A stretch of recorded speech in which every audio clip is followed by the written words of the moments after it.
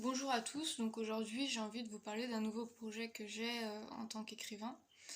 Euh, je trouve qu'il y a beaucoup de jeunes en fait. Alors, on dit souvent les jeunes en fait, aujourd'hui ils écrivent plus, ils lisent plus, etc. Bon, il y a une partie de ce qu'on pense qui est vrai évidemment. Il y a aussi toute une autre partie de cette jeunesse qui écrit très bien, qui a un très bon niveau en français et qui aimerait se lancer. Donc en fait, mon idée, c'est de rendre accessible l'écriture à ceux qui n'osent pas faire les premiers pas, tout simplement. Après, je pars du principe que tout le monde peut écrire, qu'on soit bon en français ou qu'on soit mauvais en français. D'ailleurs, ça veut dire quoi, bon et mauvais? Euh, a priori, ça veut rien dire, c'est juste des grilles d'évaluation, des notations. Bon, bah, voilà, moi pendant des années, on m'a dit oui, bon, bah, toi le français, en gros, t'es pas super forte. Et puis au final, bah, j'ai écrit un roman, je suis écrivain, et puis mon bac de français, j'ai eu 16. Donc voilà, c'était des notes, des notations. Encore une fois, ça veut rien dire. Donc le projet que j'ai, euh, c'est de permettre à ces jeunes de se lancer. La plupart des jeunes qui n'osent pas se lancer, en fait, ils osent pas parce que, alors il y a plusieurs trucs. Déjà, écrire un roman entier, ça fait peur. Clairement, on sait tous que c'est du travail. On a tous peur peut-être d'être en panne d'inspiration à un moment donné ou à un autre. Et donc du coup, en fait, le problème principal qu'il y a, c'est parce qu'on n'a pas un début accrocheur. Donc mon idée, c'est de proposer des débuts accrocheurs. Voilà, déjà, dans un premier temps, ça peut faire office d'atelier d'écriture. Ce serait sous forme de livre, bien sûr, mais ça ferait office d'atelier d'écriture, c'est-à-dire que la personne, le jeune qui lit ça ou la jeune, elle se dit tiens, ce passage j'aime bien, j'ai envie de continuer à écrire la suite. Euh, ce passage j'aime pas du tout, non, je vais regarder autre chose, voilà, je vais chercher un autre thème, etc. Donc du coup, j'ai essayé de balayer super large sur les sujets. Et voilà, mon idée c'est de m'intéresser à ceux qui ont du potentiel mais qui en sont pas forcément conscients. Pour moi on a tous du potentiel en plus, mais ceux qui justement voudraient euh, commencer quelque chose dans l'écriture. Alors il ne s'agit pas d'écrire un roman forcément dès le départ, il ne s'agit pas de publier un roman dès le départ, il ne s'agit pas d'écrire quelque chose de très long à partir des débuts que je propose. Si la personne elle écrit 3 ou 4 pages, c'est déjà bien, c'est déjà un exploit pour certains, ça peut être minimaliste pour d'autres, en fait ça dépend du point de vue, ça dépend de la personne, ça dépend de ses capacités, ça dépend de son état d'esprit aussi au moment où il ou elle écrit, ça dépend de plein de choses. Du coup, dans cette vidéo, j'ai décidé de vous lire quelques textes, donc c'est tout des débuts de romans, en fait, sur différentes thématiques que j'ai écrits, pour vous faire un aperçu un peu de ce que ça peut donner. Par la suite, j'aimerais aussi que ce soit un appui pour certains ateliers d'écriture, un appui peut-être pour certains professeurs de français qui malheureusement aujourd'hui sont totalement euh, dépassés par leurs élèves, hein, autant dire ce qui est, et qui cherchent en fait de la nouveauté, qui cherchent à accrocher tant bien que mal leurs élèves dans des collèges, dans des lycées un peu difficiles. La réalité du terrain parfois elle est compliquée. Et du coup, si je fais ce livre, c'est aussi pour... ça a aussi un but, on va dire, un but social, clairement. Voilà.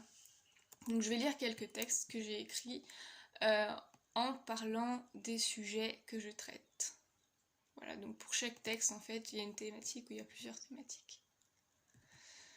Je vais commencer par le texte 1 que j'ai choisi.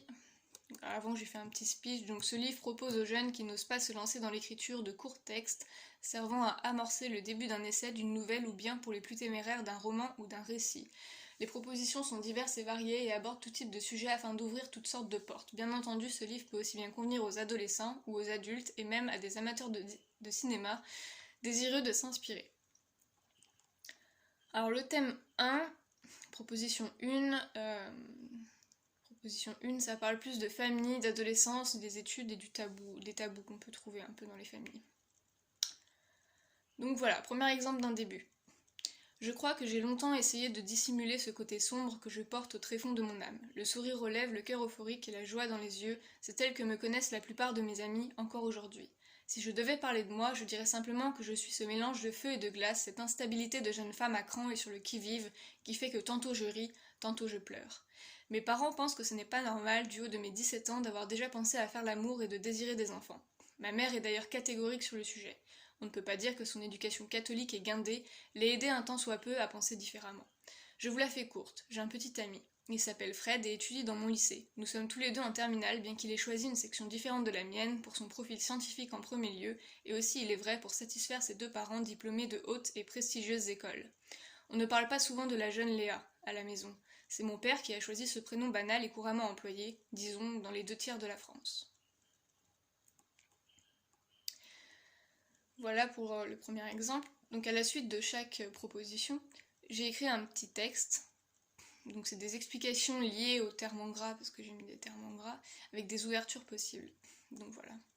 Pour la suite, vous pouvez axer sur le côté sombre de l'héroïne et son instabilité adolescente qui la porte sans doute à déjà vouloir faire l'amour et désirer des enfants. Vous pouvez poursuivre ce conflit d'idéologie mère-fille sur ce sujet sensible. Évidemment, le fait que l'héroïne ait un petit ami issu d'un milieu très strict et prestigieux est à développer, le rôle du père peut s'avérer important. Que veut-il pour sa fille? Est-il impliqué dans des débats familiaux?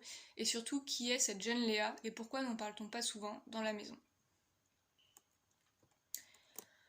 Je vais changer de proposition parce que voilà, donc ça c'est assez axé finalement famille, adolescence, clivages sociaux un peu. Ensuite, le temps que je fasse mon choix, parce que j'ai 56 propositions, quelque chose comme ça. Peut-être quelque chose de plus trash. Voilà, j'ai la proposition 6. Thèmes principaux, délinquance, adolescence, autorité, mort, suspense.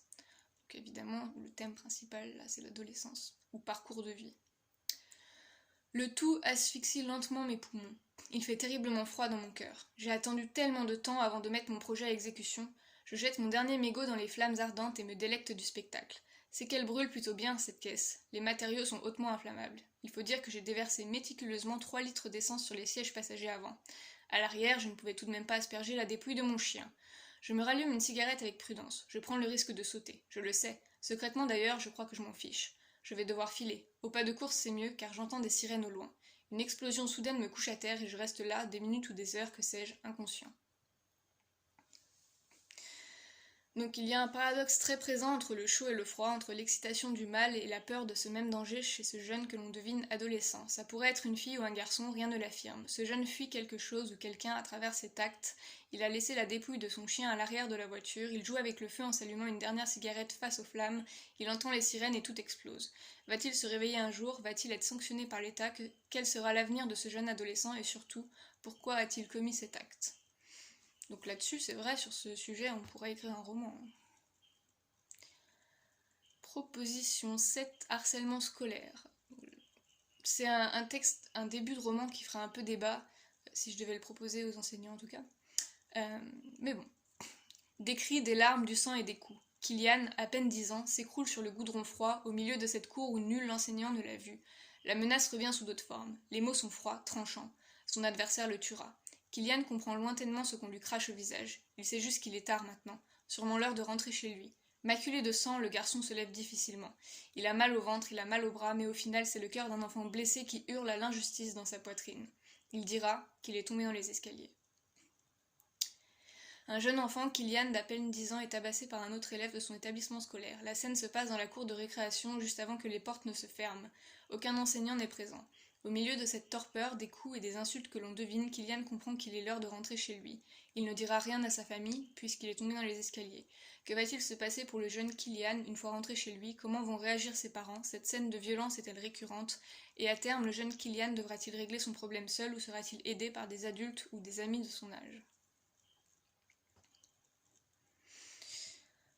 Voilà. Je vais en lire encore quelques-uns. Alors j'ai celui-ci aussi qui est plus parcours de vie, on va dire. Euh, Enfance, drame, culpabilité et vocation. Suffocante d'angoisse, elle a appelé les pompiers 1 heure après qu'il soit mort. Maëlle se met à pleurer en contemplant son visage d'enfant dans le miroir de la salle de bain. Des flashs la saisissent, des souvenirs lui reviennent. Elle crie. Elle se revoit, elle, tenue droite et immobile face au cadavre de son oncle. Aujourd'hui, c'est la seule coupable, l'unique à blâmer. Son père lui répétait souvent cette phrase. Celui qui ne dit mot consent à la douleur. Elle pleure encore longuement. Une main chaude se pose alors sur son épaule. Des bras rassurants l'entourent. On la porte, on lui parle, et l'enfant sort lentement de sa torpeur. Devant elle, un homme vêtu de son uniforme, du rouge et du noir. Elle s'en souviendra toute sa vie. Car ce soir, Maëlle fête ses 22 ans quand l'alarme retentit dans la caserne et qu'elle s'active. Donc là, ce qu'on comprend en fait, c'est que c'est une jeune fille qui assiste au décès de son oncle et qui est tétanisée en fait par son jeune âge et qui ne sait pas comment réagir face à la mort de son oncle. Elle est très choquée, les pompiers sont avec elle, etc. L'uniforme, le rouge et le noir, elle s'en souvient toute sa vie parce que finalement, après elle a 22 ans, elle fête son anniversaire le jour où l'alarme retentit dans la caserne et qu'elle s'active. Donc en fait, elle a fait une vocation de ce drame-là, elle est devenue pompier. Voilà. Donc là aussi, il y a toute une suite possible à écrire sur le passé, déjà son passé à elle, comment elle peut vivre sa vie de pompier avec les traumatismes qu'elle a eus, pourquoi elle a fait ce choix, voilà, comment se passerait une journée normale pour elle, une journée de travail pour elle, quelle vie personnelle elle peut mettre en place à côté, enfin voilà, il y a beaucoup à dire là-dessus. Mais ça, c'est un thème que je réserverai, je pense, aux plus grands. Je pense qu'il faut être peut-être enfin, bien adolescent, adulte quand même pour écrire sur le sujet. Après, j'ai des thèmes quand même plus légers, hein, même si j'essaye de faire des thèmes parlants. Parce que je pense que les adolescents ont beaucoup de choses à dire et qu'il leur faut des thèmes parlants, tout simplement. Là, j'ai un thème qui est quand même plus léger, qui irait dans le parcours de vie. Voilà, aventure, humour, science. Scientifique réputée, je suis et je compte rester la meilleure dans mon domaine. Évidemment, pour que mes souhaits deviennent réalité, il me faudra faire quelques sacrifices de taille. Je suis chanceuse de ce point de vue-là. Virer le mari, c'est déjà fait. Faire garder les enfants, je n'en ai pas. Économiser, nul besoin car j'ai déjà quelques placements dans l'immobilier. Je m'envole après-demain pour l'Amazonie. Je ne vais pas étudier les dernières populations vivantes, non. Elles ont toutes été délogées, décimées ou à défaut manipulées par le gouvernement actuel. La voie est donc libre pour mes recherches. Mon équipe est brève, composée d'un médecin, d'un collègue chercheur et de sa femme. Je n'ai jamais pensé à me remarier. Que voulez-vous? Je suis fiancée aux animaux et je les trouve bien plus fidèles que la majorité des hommes. Sur ce, je dois vous laisser. J'ai une valise à préparer. Donc là, en fait, on voit le portrait d'une femme qui, je pense, est assez âgée, hein, puisqu'elle a déjà été mariée une fois. Elle n'a pas eu d'enfant, mais elle a été mariée. Donc sur le portrait d'une femme qui doit avoir à peu près 35-40 ans, qui est scientifique, qui accorde beaucoup d'importance à sa carrière, à sa réputation, à sa renommée, etc. Qui veut pas s'encombrer une deuxième fois d'un mari, qui veut pas s'encombrer d'enfants non plus. Et finalement, ce qui serait comique à écrire pour la suite de ce bouquin, ce serait qu'elle se retrouve à se remarier, à avoir des enfants et du coup à devoir s'adapter et concilier peut-être son rôle de mère, son rôle de femme avec le fait d'être scientifique, avec voilà, ses recherches, etc. Mais c'est vrai que le début est un peu humoristique dans le sens où on sent que cette femme s'encombre pas d'un mari, d'enfants, enfin voilà, elle a pas l'air bien sentimentale, quoi. Et elle dit quand même à la fin que les animaux sont bien plus fidèles que les hommes. Donc voilà, quelle suite on peut imaginer pour ce début. Après, c'est aussi, mon idée, c'est aussi finalement de lancer les lecteurs, ceux qui vont lire ça ou entendre ça, sur un projet, sur leur projet. C'est-à-dire que moi j'ai fait le début, eux ils sont libres de continuer la suite comme ils veulent. C'est aussi ça qui est intéressant. Ensuite, j'en ai fait quelques-uns sur les enquêtes, les crimes, un peu de policier en fait. Voilà, donc là j'ai une proposition, enquête, crime, donc suspense. Tu veux savoir la suite, toi aussi? Eh bien, commence par le début. J'étais là, dans ma maison, sans qu'aucun bruit suspect ne vienne titiller mes oreilles. J'avais un vase à la main, tout à ma tâche d'arrosage, pour rendre mes fleurs un peu plus épanouies en ces temps tout gris.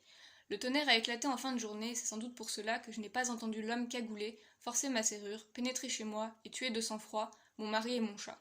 J'étais évidemment tétanisée et j'ai couru me réfugier dans la cachette de Charlotte. C'est ma petite fille. Elle n'était pas là, évidemment, c'était un jour de semaine et le lendemain, elle avait école. C'était petit, très petit, confiné, très confiné. Et puis, je n'avais pas de téléphone portable, aucun moyen de communiquer ma détresse à la police. Alors, j'ai attendu stupidement des heures et des heures durant que l'homme s'en aille. Mais que dis-je un homme? C'était peut-être une femme. Une grand-mère et son mari sont dans leur maison un après-midi quand un homme pénètre chez eux par effraction. Il est cagoulé et sûrement armé puisqu'il tue de sang-froid le mari et le chat. La grand-mère est terrifiée de peur mais garde son calme en se cachant. De là où elle ne peut pas confier sa détresse et l'urgence de la situation à quelqu'un. Alors elle pense. Mais cet intrus dans la demeure, est-ce un homme ou bien une femme? Vous pouvez en déduire les questions suivantes. Dans quel pays, dans quelle région, dans quel endroit se déroule la scène de crime? Quel âge a la grand-mère? A-t-elle des fils ou bien des filles ou bien les deux?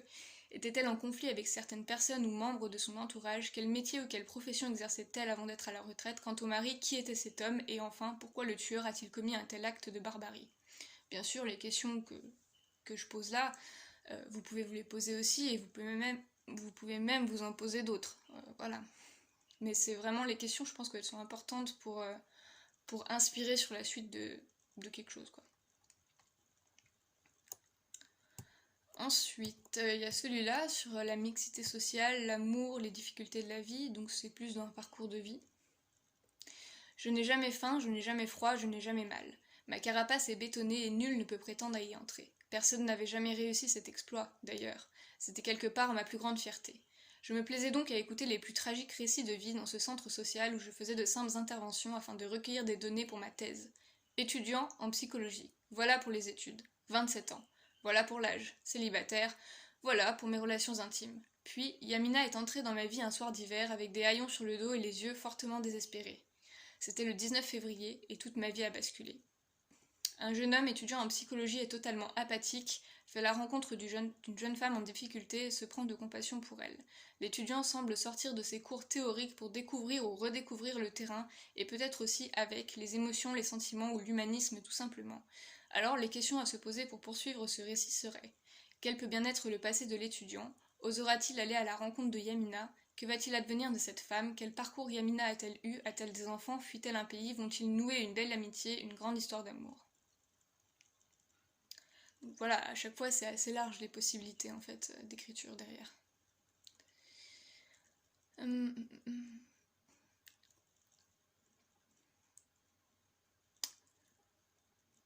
J'en ai fait un sur la maladie aussi. Euh, voilà, donc plus dans le parcours de vie encore.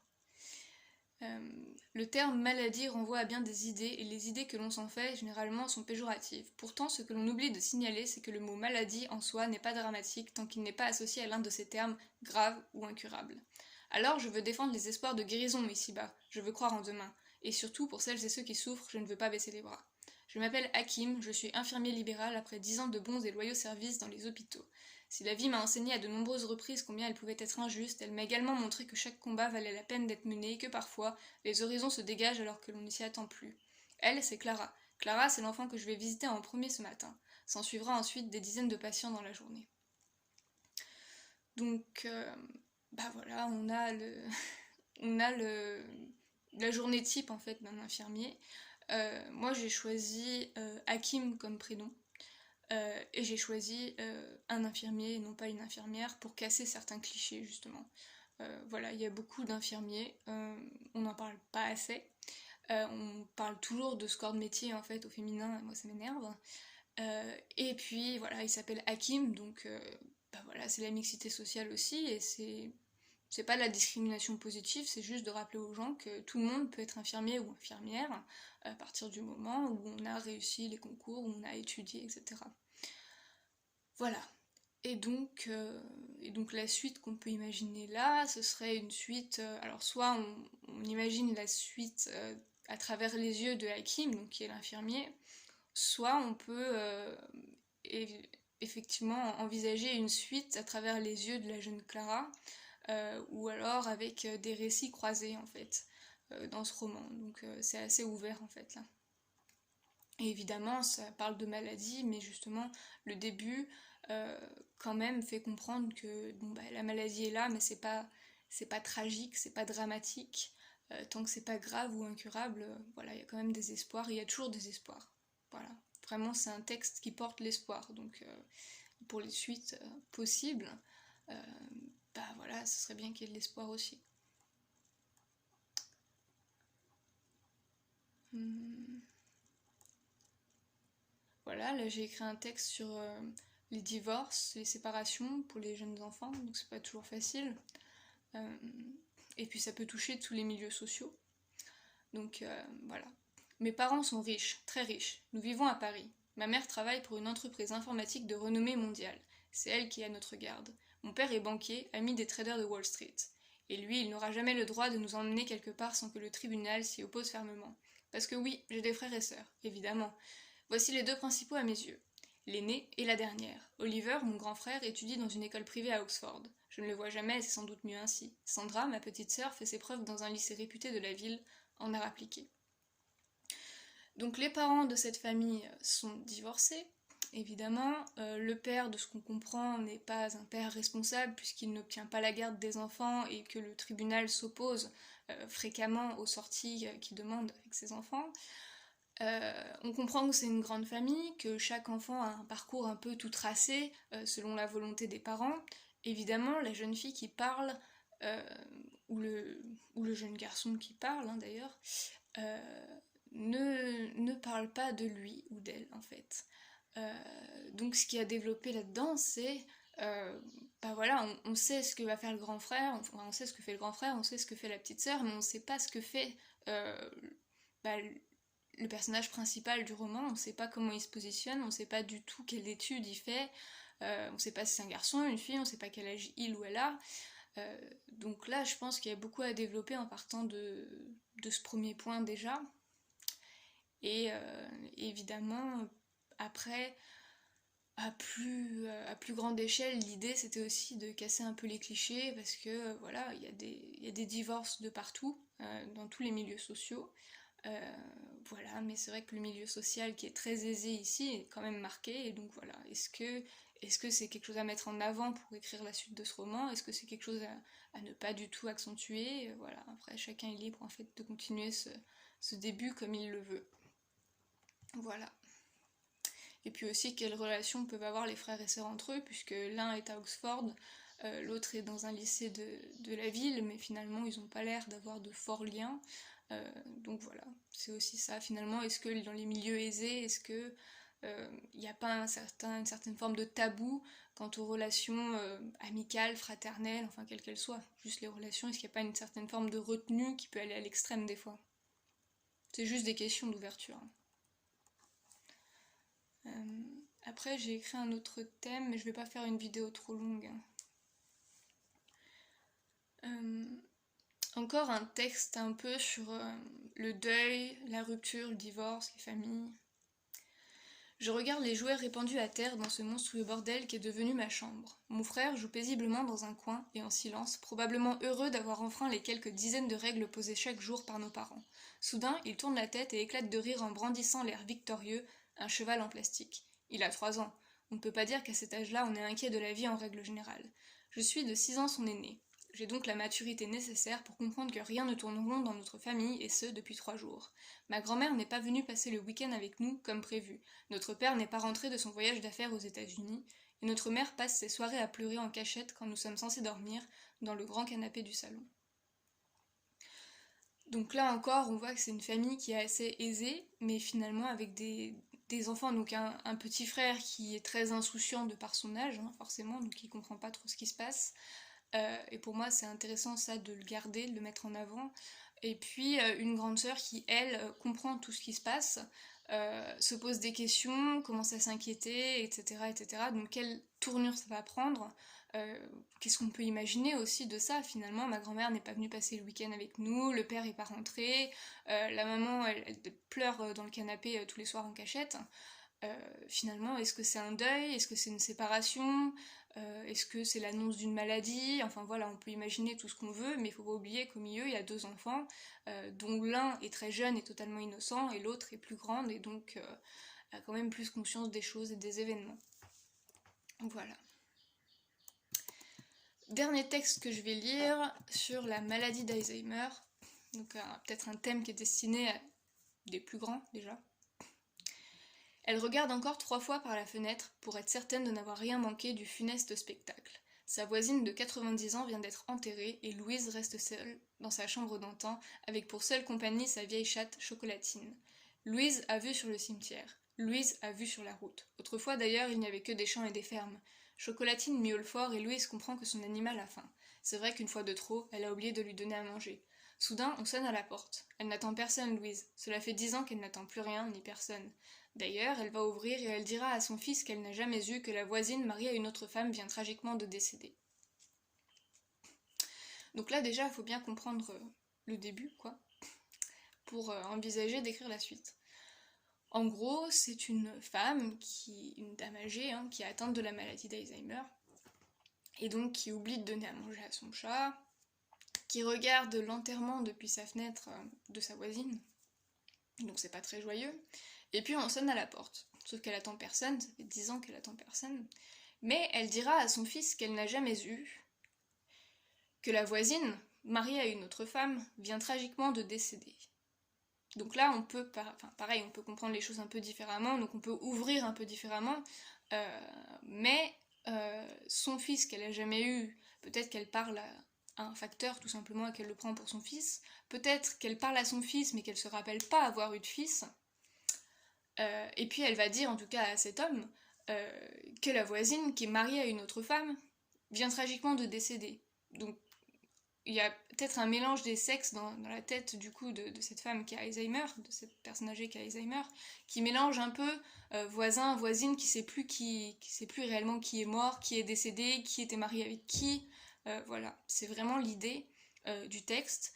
Donc ça pourrait être l'idée du roman aussi, et donc ça je pense qu'il faut soit se documenter, soit avoir été confronté, c'est-à-dire avoir eu un proche atteint de la maladie d'Alzheimer pour pouvoir écrire peut-être une suite qui a un sens, mais pourquoi pas essayer, hein, pour ceux qui veulent essayer et qui connaissent pas vraiment de près la maladie d'Alzheimer, c'est toujours intéressant quand même de se documenter, et voilà, moi je pense que le début est bien, il peut lancer quelque chose, donc voilà, après voilà.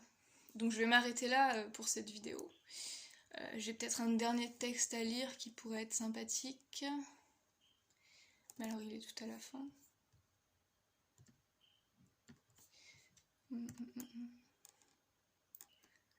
Voilà. Un texte sur l'astronomie, la recherche, la science, etc. Donc parcours de vie plus. J'ai toujours su que j'étais faite pour aller là-haut. Petite, je levais la tête et observais les avions voler. Adolescente, c'était autour des étoiles, des constellations, des éclipses, tout ça, perché sur le toit de ma maison. Un jour, j'ai eu l'âge de faire des études supérieures et évidemment, j'ai choisi mathématiques, dans l'espoir d'intégrer un jour le bataillon prestigieux de la NASA. Puis, mon meilleur ami s'est marié, il a eu 3 enfants. Mon grand-père est mort. En somme, les années ont passé. J'étais diplômée de l'université la plus réputée de France. J'avais déjà travaillé à l'étranger avec quelques ingénieurs sur des projets d'avenir, mais rien de spécial à mes yeux. Jusqu'à ce coup de téléphone, un soir de Noël. J'étais en déplacement à Sydney. Donc une jeune fille passionnée d'astronomie passe toute sa vie en quête d'une opportunité de carrière scientifique. Un jour, un soir de Noël, cela se produit enfin. Les questions qu'on peut se poser, c'est quel âge a cette femme? Va-t-elle rencontrer le prince charmant ou bien est-elle déjà mariée avec des enfants? Sur quel projet va-t-elle travailler? Va-t-elle devoir déménager, changer radicalement de vie, s'adapter à un nouveau monde? Quelles conséquences ces événements-ci, donc décès de son grand-père et mariage de son meilleur ami, peuvent-elles avoir sur sa vie? Voilà, et puis qu'est-ce qu'elle faisait à Sydney? Elle était en déplacement à Sydney, qu'est-ce qu'elle faisait à Sydney? Voilà, dans quelle ville va-t-elle vivre? Est-ce qu'elle va voyager beaucoup? Enfin voilà. Pour moi, je pense que ce petit début-là, il peut lancer certains sur la voie de l'écriture. Voilà, voilà, voilà. Après, j'ai écrit des textes aussi sur les animaux, sur plein de sujets. Donc c'est juste un aperçu là que je vous ai fait. Sur ce, bah, j'espère que même à l'oral, ça peut en inspirer certains, hein. N'hésitez pas à regarder cette vidéo, n'hésitez pas à réécouter certains textes que j'ai lus du coup à l'oral si vous voulez vous prêter au jeu de cette écriture. Voilà, donc bah, bonne journée à tous et puis à bientôt.